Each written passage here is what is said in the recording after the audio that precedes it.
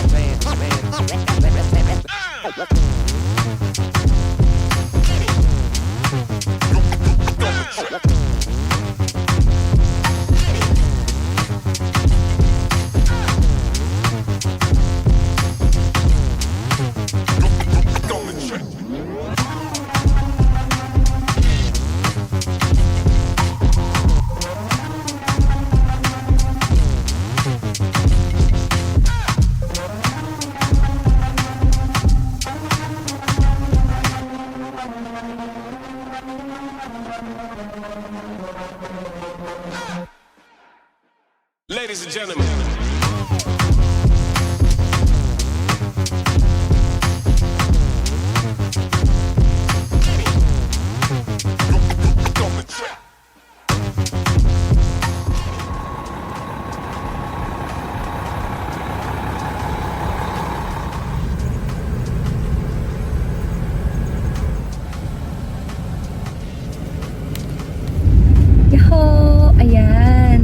Pinauwi na nila ako guys kasi wala na ring trabaho. Natapos na yung first day ng aking bagong trabaho. Sa driver's side lang ako ngayon guys, nakaupo.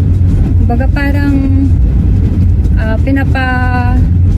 tignan pa lang nila sa akin kung tawag dito. Okay, dito tayo.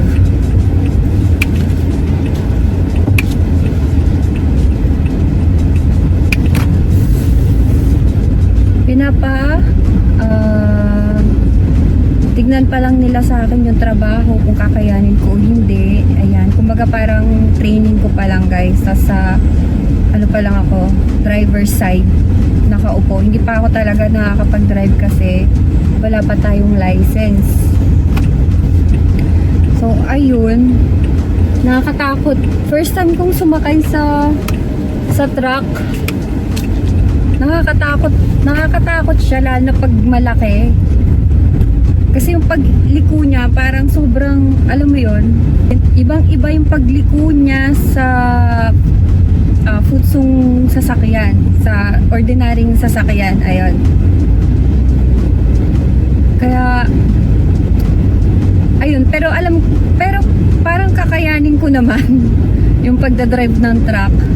So, ayun, yung mahirap lang yun nga, maglalagay ka ng mga, yung mga itatransport na gamit, ayun. Syempre, hindi pwedeng hindi ka naman tutulong mag-loading tsaka mag-unloading nun. So, ayun, medyo mahirap lang, pero okay naman, kakayanin natin yun. So, ngayon, may oras pa kasi ako, dadaan ako ng Worksman. Guys, kasi ang aking sapatos, ayun, kailangan natin ng sapatos na yung Anzen Kutsu, yung tawag nila dito sa Japan, guys, yung pang safety na shoes, kasi yung mga binubuhat nating gamit kapag nalaglag, baka malaglagan yung paa natin tas walang protection, medyo ayun, delikado, baka ma-injured yung paa natin, yung mga daliri natin. Kaya hindi pwede yung ordinary na sapatos lang. Ayun, parang alam mo yun, parang ang weird ngayong nakaupo ko sa harap ng sasakyan ko, nagda-drive. Kasi kanina di ba, nasa driver's side ako nakaupo. Parang ngayon nagda-drive ako na sasakyan, parang ang baba, alam mo yun? Kasi sobrang taas ng truck, di ba? Tapos ngayon nakaupo ko sa ito nga, sa sasakyan ko, parang kakaiba yung feeling. Parang feeling ko ang baba, alam mo yun? So, ayun, ang laki talaga ng pinagkaiba. So, ayun guys, punta muna tayo sa Worksman. Ayan, mamimili tayo ng shoes. Tingnan natin yung mga shoes doon, yung mura lang na shoes. Kasi wala tayong budget eh. Taghirap tayo. Gastos na naman to. Tapos ngayon ang init-init, grabe, kanina nag-unloading kami. Tsaka naglo-loading, grabe yung pawis ko. Naliligo ako ng pawis, guys. Mangangayayat talaga ako nito, promise. Tumaba-taba na pa naman na ako. So ayun, punta man tayong Worksman. Okay?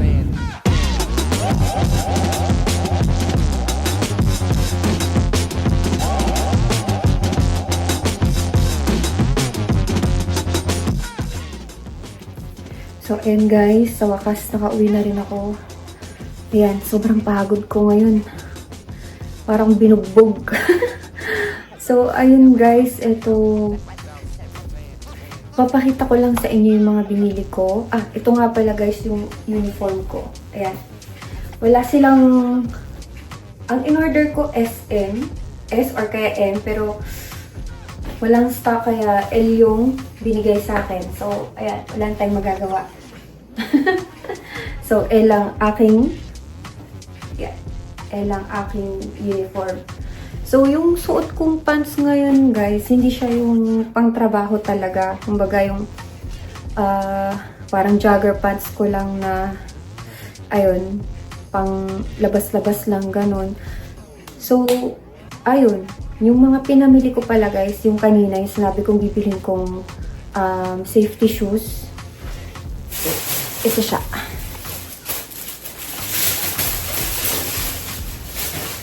So, ito yung binili nating safety shoes, guys. Ayan, kung nakikita niyo. Ayan. So, bumili na ako ng tag dito. Hindi naman siya kamahalan, guys. Ayun, mura lang naman yung mga mura lang naman yung mga bilhin sa Worksman. Hindi naman talaga yung umaabot ng lapad-lapad. So, ayun. At matagal ko rin naman gagamitin ito, kaya ayan. Tsaka kailangan to, guys, kasi mahirap kapag nabagsakan yung paa natin. Okay, so may shoes na tayo. So, next guys, yung binili ko yung pants. Ito. So, ito yung pants natin. Ayan, pang-trabaho talaga siya. So, bumili tayo ng S-size na pants. Ayan guys, kung makikita. So, ayan. Bumili ako ng 2 pares kasi para salit-salitan guys. Ayan. Kasi mahirap pag walang kasalitan ng uniform, diba? Alam niyo na yung ibig ko sabihin. Tapos ito yung isa. Ito yung isang pants guys. So, ayan. Pang trabaho rin po. Yan, kung nakikita niyo. Ladies and gentlemen. So, ayun, bukas, kapag may oras kung mabibidyohan ko, so, i-videohan natin yung complete outfit kapag may oras. So, ito naman guys, yung gloves, kapag, kasi nag-a-unloading, tsaka nag-loading tayo ng mga gamit. So, minsan, diba, pag wala kang gloves, medyo mahirap magbukat. So, ito. Tapos, bumili na rin ako ng UV hot to, tsaka cooling effect. Kasi, ang init ngayon talaga guys, promise. Ang init, tapos kapag wala kang protection sa balat, napakasakit sa balat. So, ayan. Parang ganito lang yung length. Ito. Yan. Kaya lang ito, hindi siya maganda kasi kaya tignan nyo guys. Mas maganda pag fit siya. Kasi pag nagbuhat ka ng box, hindi siya sumasabit. Ayun. Tsaka, ito kasi guys, parang hindi niya na-absorb yung pag pinagpawisan ako, sobrang basa niya guys. Alam mo, ang tagal niyang matuyo. Kaya, ito, mabilis matuyo kahit na pagpawisan ka. Ayan. Ano, stretchy. Trato. Ano po? Shim. So, ayun guys, yun ang mga binili ko yun. Importante lang talaga kasi alam niyo naman, mahirap din yung gumagastos tayo ng pera. Paghirap tayo ng panahon ngayon. So, ayun guys, see you next video again. Salamat sa panonood. Bye-bye!